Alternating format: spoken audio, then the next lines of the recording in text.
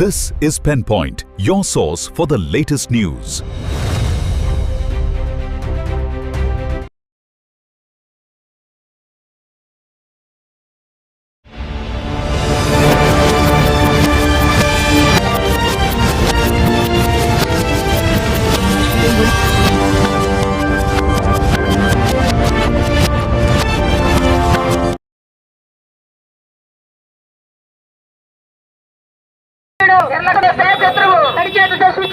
ప్రమాణాలు ఇప్పుడు మరొకండి. నాణ్యమైన పరికరాలు వాడండి. విద్యుత్ ప్రమాదాలు నివారించండి. హెచ్చరికగా ఉండాలి. ఇంటి నిండుగా నవ్వులు ఉండాలి.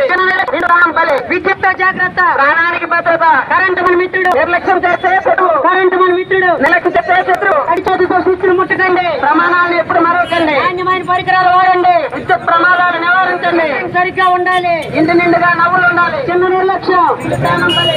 విద్యుత్ తో జాగ్రత్త. ప్రాణానికి భద్రత. విద్యుత్ తో జాగ్రత్త. ప్రాణానికి భద్రత. విద్యుత్ తో జాగ్రత్త.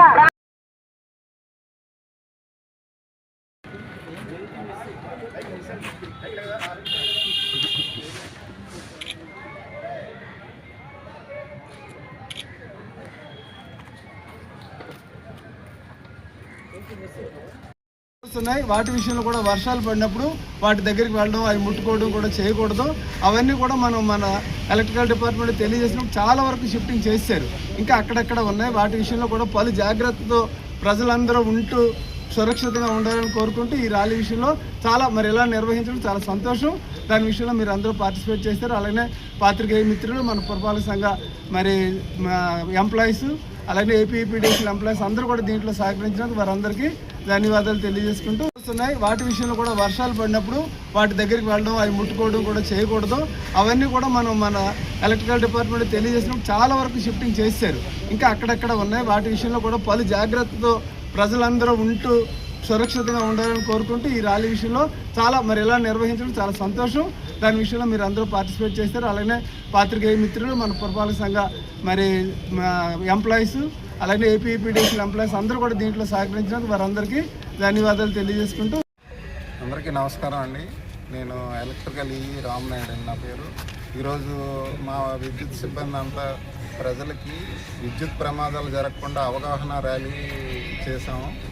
సో ఇప్పుడు ప్రజలందరూ కూడా విద్యుత్తుని తడి చేతులతో ముట్టుకోకుండా, అలాగని భవనాలకి ఫ్లెక్సీలు అయ్యి పైకి పెట్టినప్పుడు కూడా మినిమం డిస్టెన్స్ క్లియరెన్స్ మెయింటైన్ చేయాలి.